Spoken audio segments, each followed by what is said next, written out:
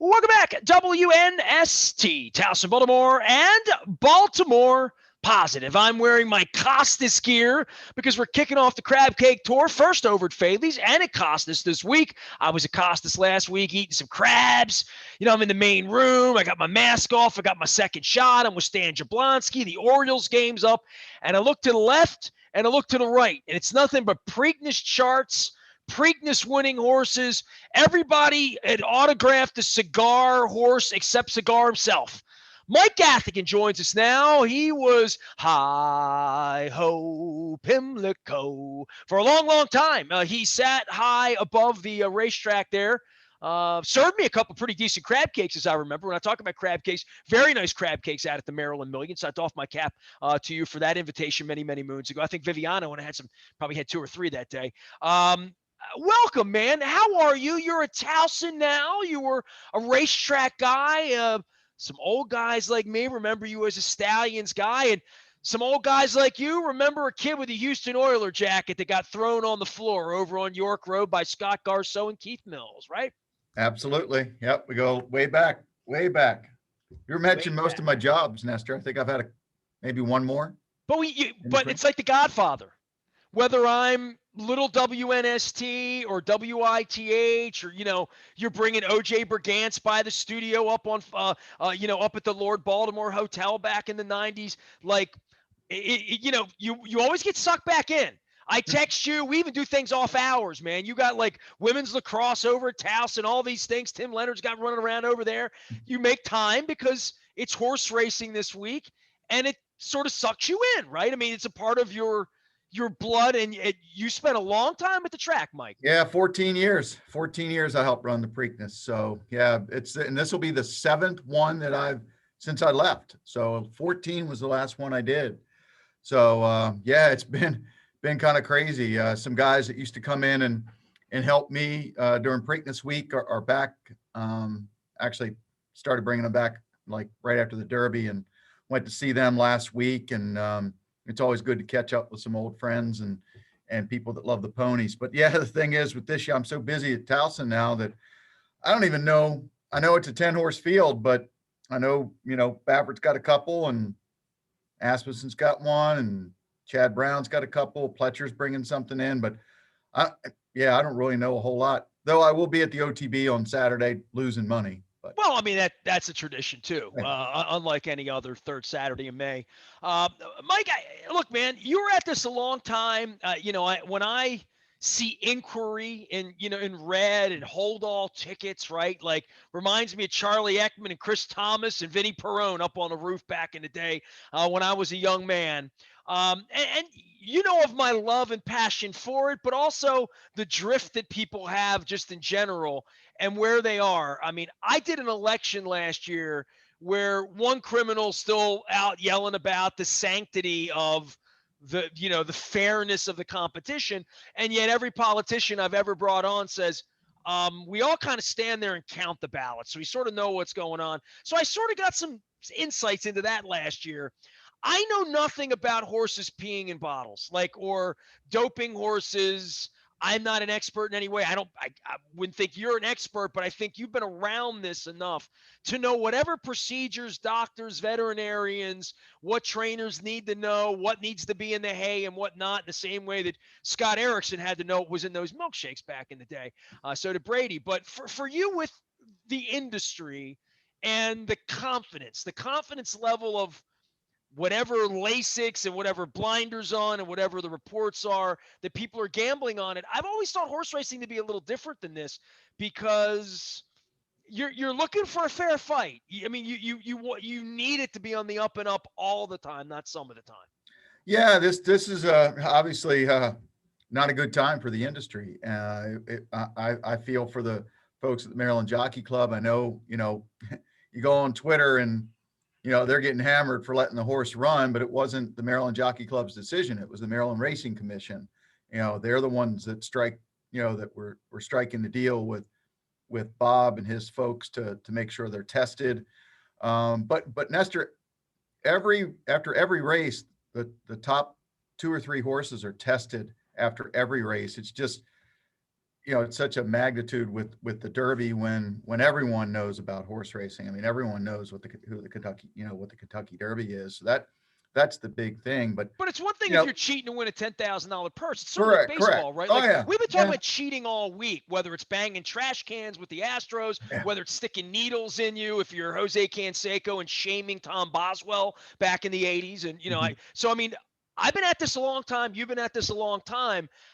If you're not cheating, you're not trying and all that. I would think in baseball, they couldn't keep the test ahead of Barry Bonds. They couldn't keep the test ahead of Balco. The East German women growing beards, they couldn't keep the test, ahead of what they needed to do.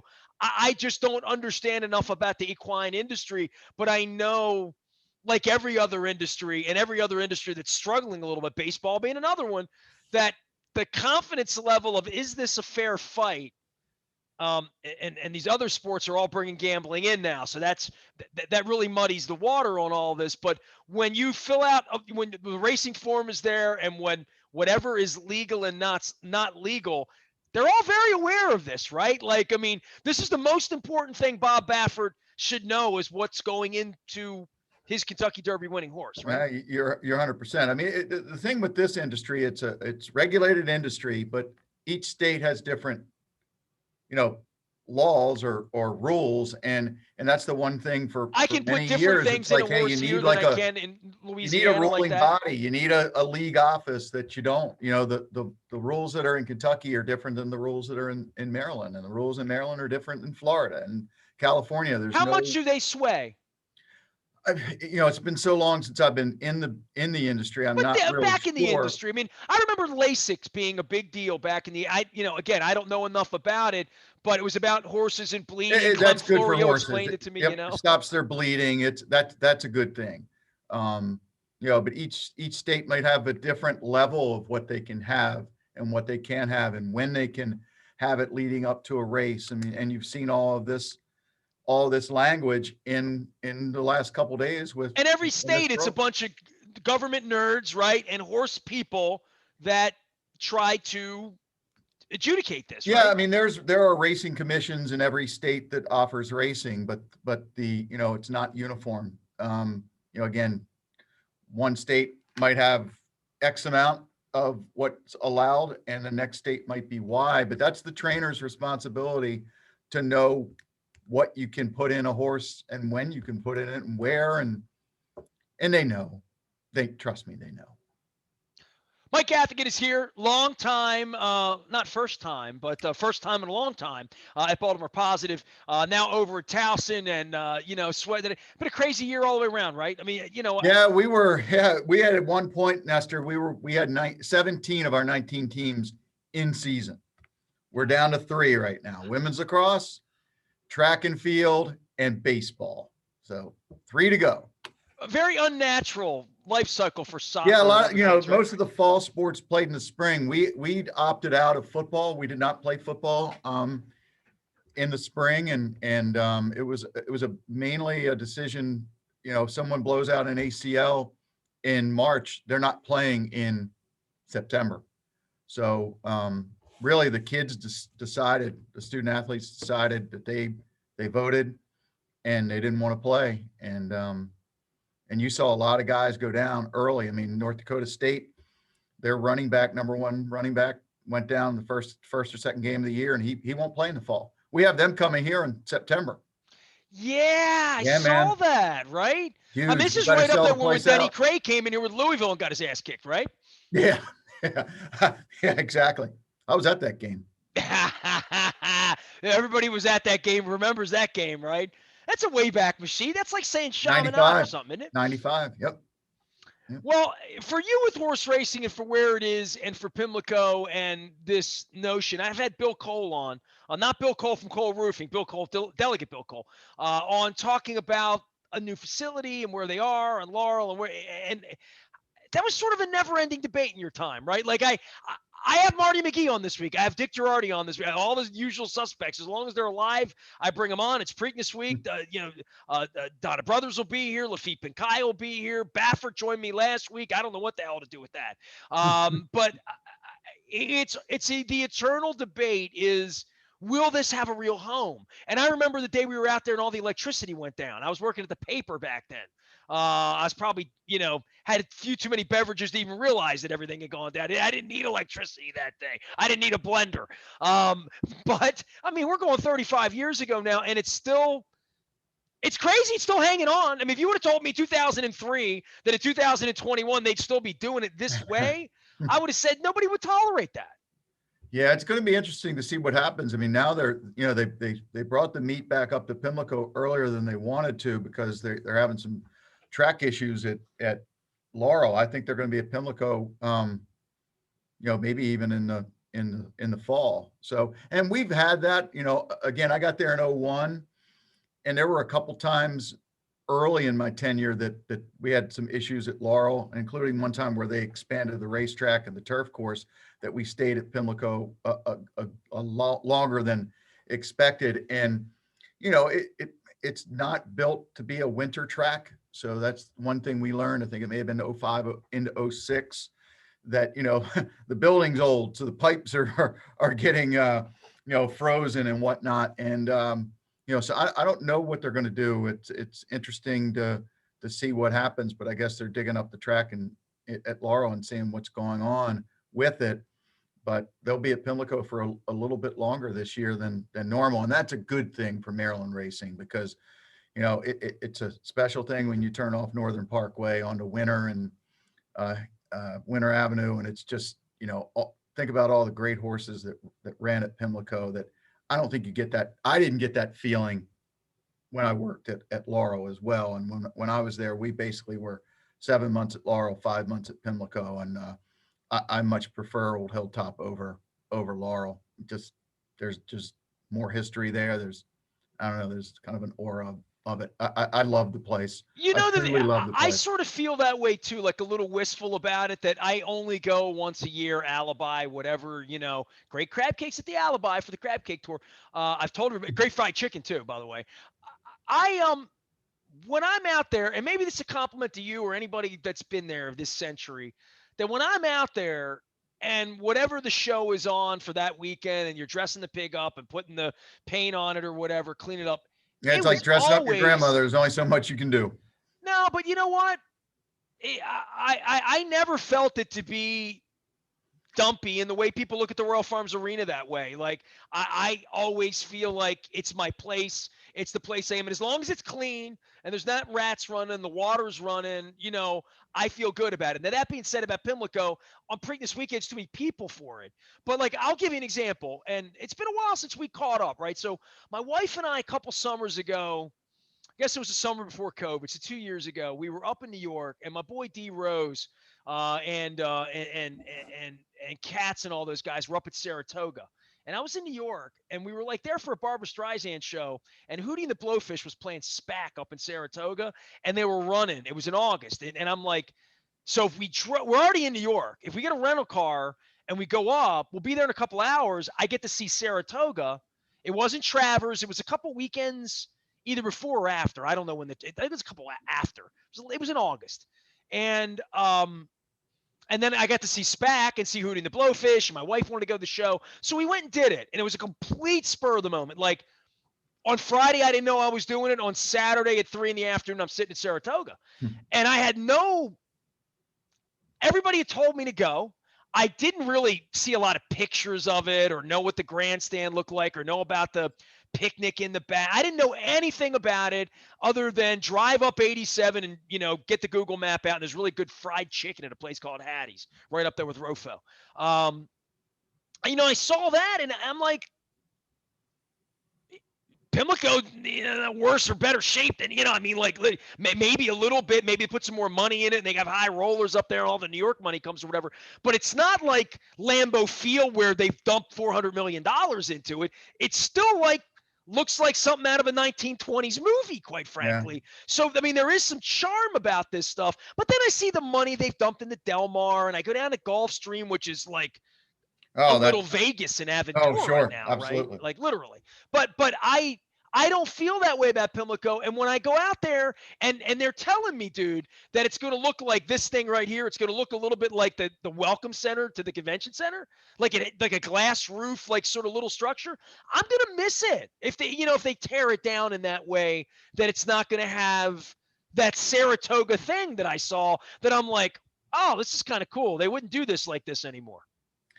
Yeah, I guess so. But it's almost just like, you and I were there when Memorial Stadium, and we thought we would miss it, and I still missed it. I mean, heck, I worked there, and our offices with the Stallions were in Memorial Stadium. It was, a grand old girl, but do we miss it now? I mean, it's been what, 30 It took years? me 15 30 years to drive Yeah. by there. Oh, I haven't been by. My wife, like, I would avoid it. I would go around it. My wife would be like, you should confront this. So, so in the last decade, I've taken to going by and seeing the Y there and just feeling good. I talked to John the other day from the Y. So like but it took me a while, because just turning the corner by Montebello and not seeing the stanchions kind of freaked me out for a good 20 years. Yeah, for many years, we used to sneak over after the early shows at Channel 2 and get dinner and go through the back way and whatnot. But yeah, I haven't been by there. But again, I miss Memorial Stadium, but it's been a long time. I think that might be the same thing with Pimlico, that some of the old guard might miss it right away, but because it has so much character. But I love the press elevator. I love just taking the press elevator all the way. I love that corridor where, Kodak's and Seattle Slew and Loma's Ruler and, all the Triple Crown winners are missing.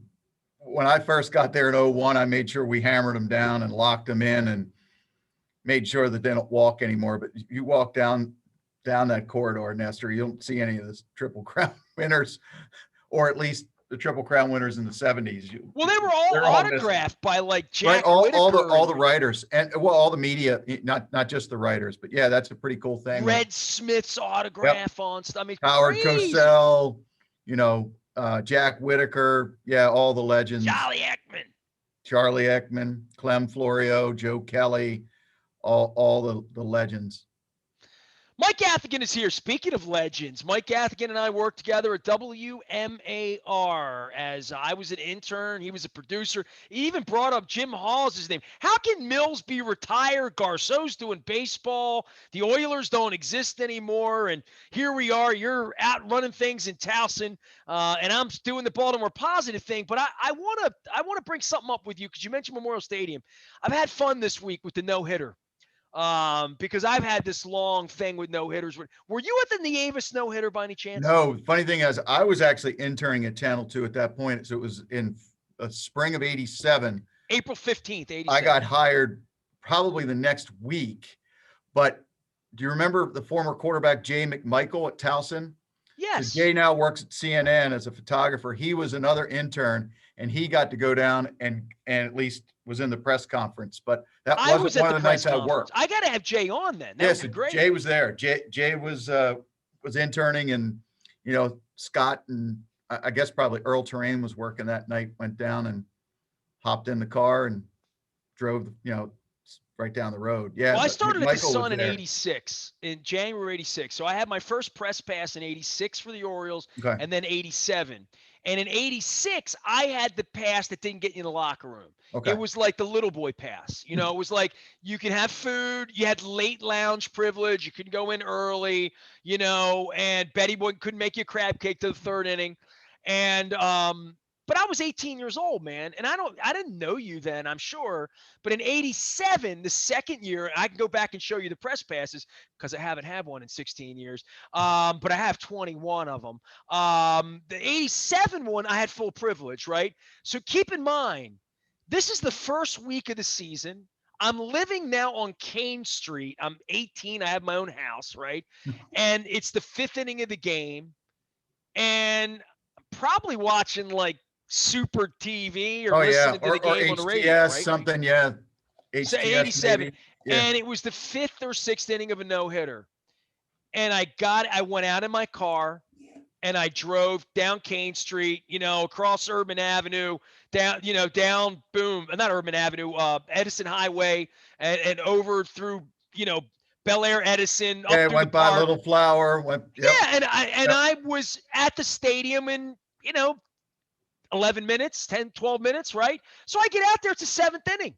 I go upstairs, I get a crab cake, and I watched Yount lay out. And Jack Gibbons, I was trying to score brownie points with Jack. I called Jack at the office, and there were no reporters out there, right? It was just, Rosenthal was on the beat then or whatever. Mhm. Maybe Henneman was there. Henneman might have been an official scorer for all I know. Right. And I called Jack, and there's cell phones then. I'm, calling from the press box. Jack, it's Nestor. I'm out at the ballpark. Do you need me to run any quotes? Oh, that Aparicio, he's a hustler. He's a hustler. So, I went down and I remember little Juan Nieves soaking wet, champagne, Rob Deere. I mean, I'm 18 years old there. Right. And I've never seen a no-hitter since, right? Like, I mean, it's not really a no-hitter because I gamed it. I went out in the seventh inning, so I Right. can't count Right. it, right? Right. I walked out of a no-hitter that Bud Smith pitched in San Diego. I did my national show with Tony Gwynn, Tony La Russa, all of this going on a nationally televised game on Labor Day, and I had a flight home out of San Diego. I left the game in the third inning. I landed at BWI on Monday morning on Labor Day Yeah, it took a red Monday. eye. I Right. landed, and the newspaper said Smith tosses no-hitter in San Diego. I had a press pass, a ticket. I ate the pregame meal, and I wasn't there. So, like, the no-hitter is like a holy grail. Yeah. Oh, no doubt. I did probably 10 years or so. I did a baseball trip with some buddies, and in Pittsburgh, I'm trying to think what year, maybe 2011, 2012, 2013, 2014. I made all the other guys, there's 6 of us, stay because they were playing the Reds, and somebody took a no-hitter into the 7th or 8th inning, and as soon as they gave up a hit, we left. Time ago. But Well, I that's was the way like, it rolls, right? I've never seen one. So I was at the Hamel when he went deep on Easter with my family 10 years ago. mhm. And the Messina ones, I miss those. I have wild stories. I was in my car headed back to the stadium in the 8th inning of the Messina no-hitter because I was going to be at the locker for that one. And I had broadcasted Hooters that night, was supposed to go to the game. So I was supposed to go to the David Cohn perfect game in Wow. New York. Springsteen was playing that night. We were supposed to make a whole day, and my buddy canceled, and we didn't do either one, and I missed the perfect game. So, like, I don't think it's ever going to – I don't go to enough baseball games anymore. Mhm. I don't care enough about baseball to seek it out, but it is one of the incredible things this kid – the whole story is incredible. I mean, for somebody that loves sports, right? Yep. Oh, no question. Yeah, it's yeah. I don't know if I'll ever see one either because I probably only go to 1 or 2 games a year. So Well, if you've that. seen 14 Preaknesses. Hopefully, we see a whole lot more. Is there anything you want to say about Baffert? I mean, Baffert calls me, does my show, sees me at the Super Bowl. Sal Sinatra doesn't return my text, but Bob Baffert comes on my show. I have no idea how this works, but I'm a Baffert guy, right? So I'm a fan. He's good for the game. This is a really weird spot. And then he goes all right wing on the cancel culture thing and goes all trumped out. And now he's rolling the horse in. I don't know, but I know this isn't good for racing. No, it's not. No, not at all. Especially when he's the face. He's taken over for Lucas as the face of the industry, and for him to have this happen to him, and it's not the first time that's happened to him. I mean, it's his, the 4th or 5th incident that he's had fairly high profile in the last couple of years. So, yeah, it's not a good thing. Last thing, while we're talking horse racing, and I'm wheezing and geezing about no hitters and stuff, and you and I being old and working together 30 years ago, best thing you ever saw at a racetrack. Give me the thing you love the most. The best story that you would tell on the radio or tell somebody about, like, spending 14 years.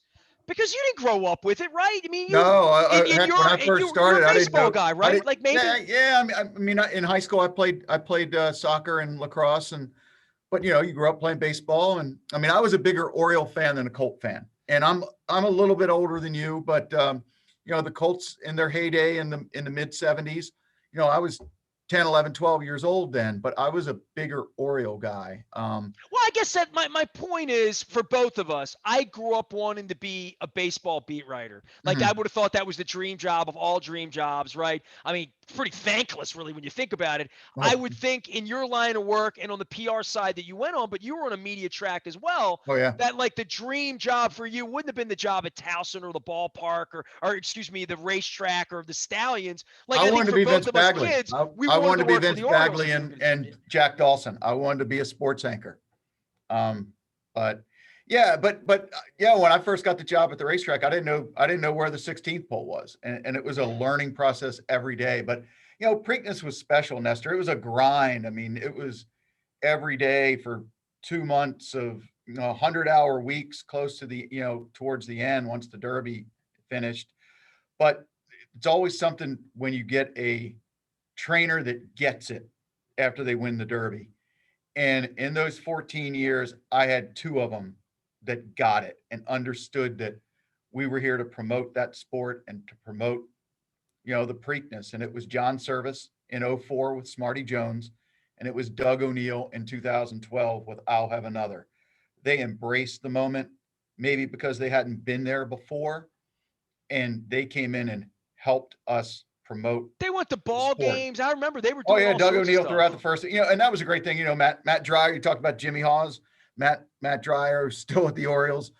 He was Hawes's roommate. They went to Mount Hebron High School together. Salisbury.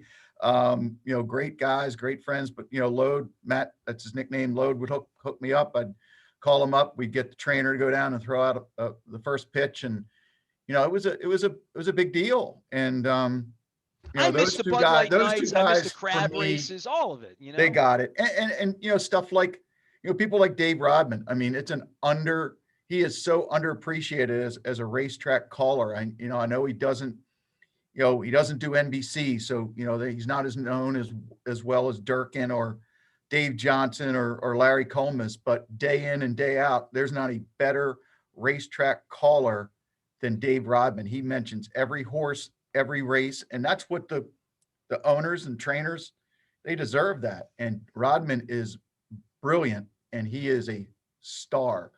And I tried to get him, he's so underpaid, to try to get him extra money different times, and he's still underpaid. He is absolutely the best in the business, and I'll go to my grave thinking that.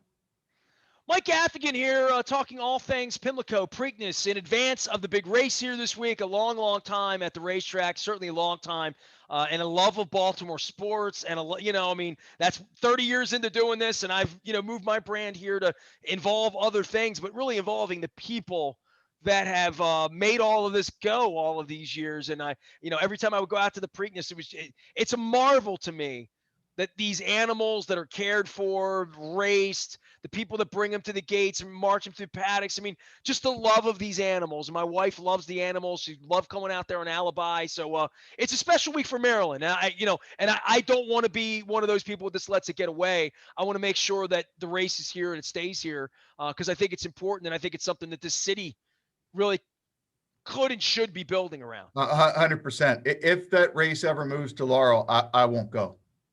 I will not go to the Preakness if it's run at Laurel Park.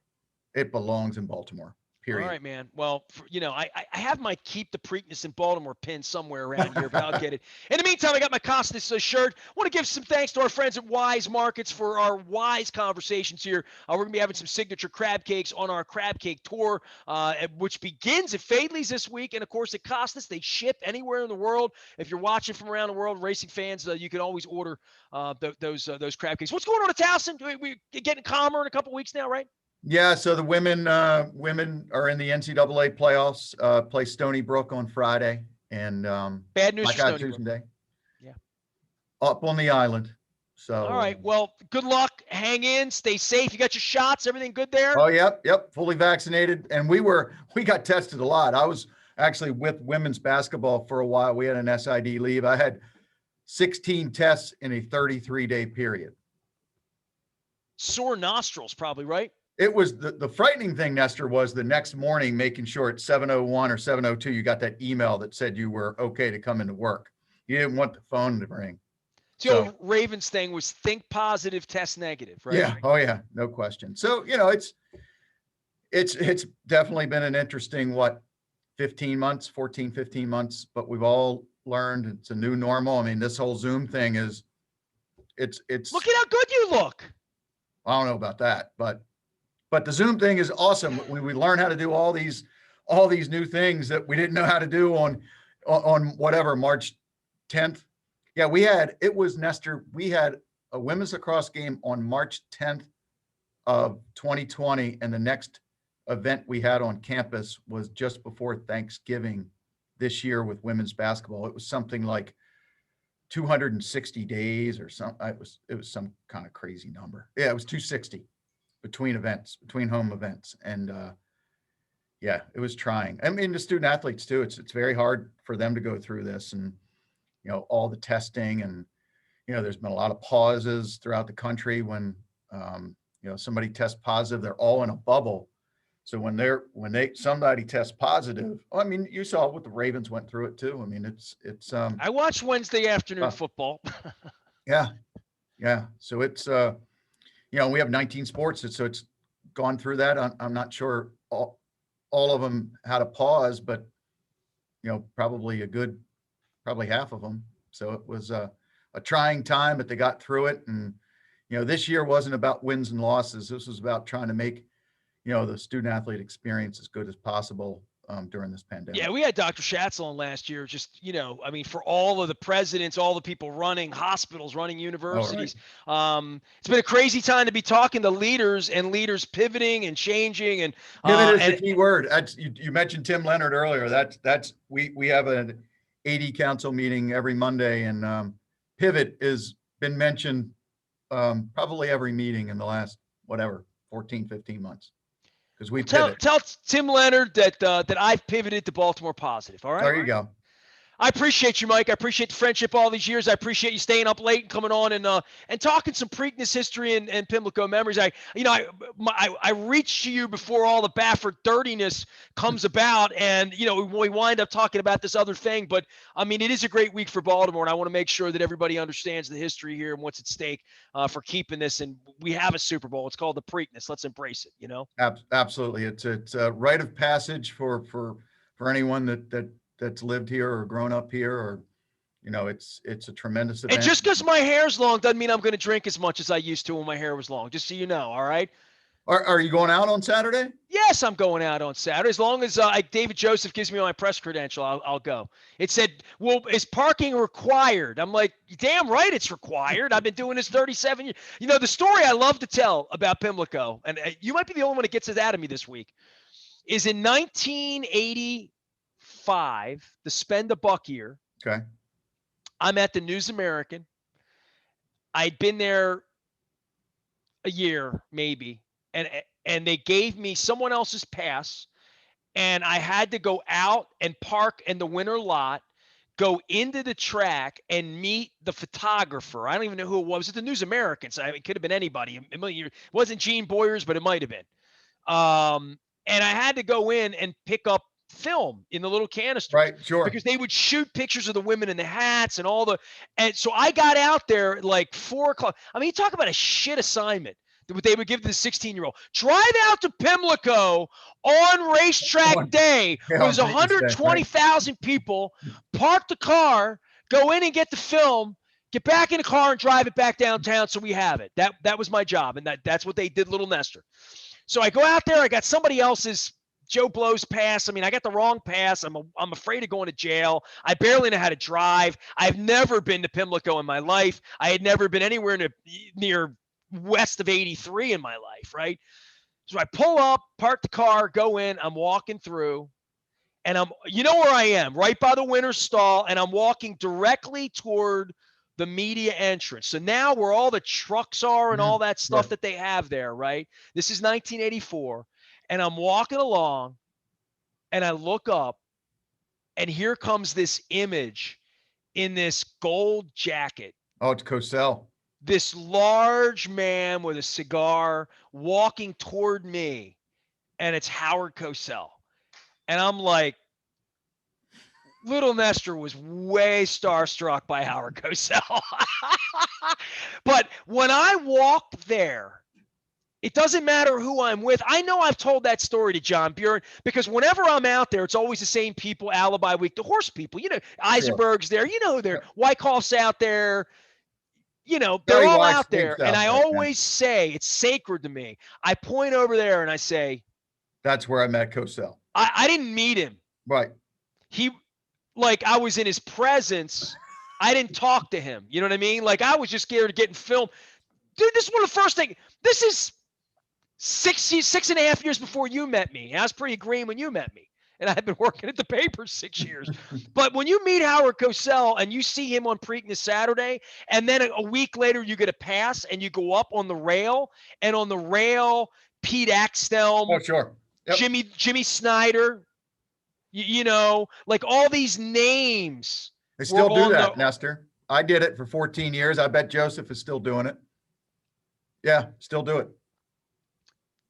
You remember things that happened to you there. I got a lot of things I forget. The Sunday silence thing, that was a long afternoon on the bus that day. But Mike, love you, appreciate you. Thanks for letting me wheeze old story. Do you have one great story or no? You want to tell anything? No. No, I mean, I told you for me, it was just promoting the event. It was the two trainers that I mentioned, John Service and Doug O'Neill, were guys that, and when Mario Did you meet Gene Simmons or anything? I mean, No. There's a good story for you. So one year, I don't know how Steve Buckhantz gives my number to Tara Reid on Preakness Day. Is this when she's dating Kyle Bowler? Correct. Okay. So she calls me. I have credentials. I don't have anything else. I don't have tickets. I don't have anything else. I send them down to Gloria Cinquegrani. I happen to go down to the main level, and here they come in, Bowler and Tara Reid. And yeah, that was an interesting story. Buckhantz giving her, how does she get a hold of Buckhantz for Steve to give the number to me, my number to her? It's got my direct line. I pick it up, and it was her. Press passes, so you should expect movie stars. You should hope that movie stars called, right? That's what we're trying to do here, is get more movie stars. Yeah, but she didn't want press pass. She wanted VIP stuff that I don't, I wasn't. Tell her ain't no Millionaires Row here, hon. Give her a crab cake and a beer. Tell her to put her ass out on. She wanted to go in that Under Armour tent. They got in. Then she was rolling big. I mean, I'm telling you, the crab cakes were great out in the whoever did the crab cakes there, they knew what they were doing. I'm doing this crab cake tour, Mike. I hope you and I get a crab cake sometime. So what are you doing? How are you going to how many? How many? Like one a day for a month? It's interesting you'd ask this because I just put my pitch deck together, and I would pull it up for you right now and actually show it to you. I'm doing 30 crab cakes in 30 days. 30 Maryland crab cakes in 30. It's my 30th anniversary this year. So it's 30 years ago that I was at MAR, actually. Right. So so I'm starting, and I think I can say this. We're confirmed. John Sarbane's joining us with Fadley's this week. Costas is something special I'm doing. It's our 50th anniversary. I'm doing some special with the family, and I got a surprise for them I'm not telling them about. And then we're doing a thing at State Fair next week. And then after that, Johnny O's joining me at Pappas. Brandon Scott loves Coco, so we're going to go there. I'm taking Stuart Pittman, who loves the ponies, to G&M. Okay. Yep. I met Stuart Pittman at the Preakness 2 years ago. First time I ever hung out with him. I didn't even know he's county executive. I was drinking with him for 20 minutes, and he's like, "Oh, I'm the county executive of Anne Arundel County." I'm like, "Man, I like you, dude." So I'm going to do that. That's barely in Anne Arundel County, though, right? It's right at the border. Right. I didn't know it was. I thought it was in Baltimore County, but it's not. It's really close to Lansdowne, right? But it's literally on the tip of Anne Arundel County. Yeah. And Hartford County, Barry Glassman joined us. So I've got all that happening, and then I'm going to start in Ocean City, and I'm working my way to Western Maryland. Listen, man, I've been here my whole life. I've been all over the world, concerts, ball games, all that, Super Bowls. I've never been to Deep Creek. I've never been to Cumberland. I've never been to Rocky Gap. I've never been to the Tidewater Black.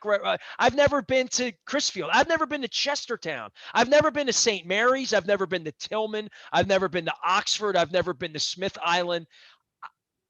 If you're going over the Eastern Shore, you better call Big Don. Big Don will take care of you down on the Eastern Shore.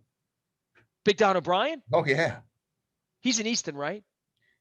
I think he's maybe in Cambridge, somewhere in between there. But I'll tell you, my roommate, my freshman year at Towson State, he was from Garrett County, lived like he lived in an accident.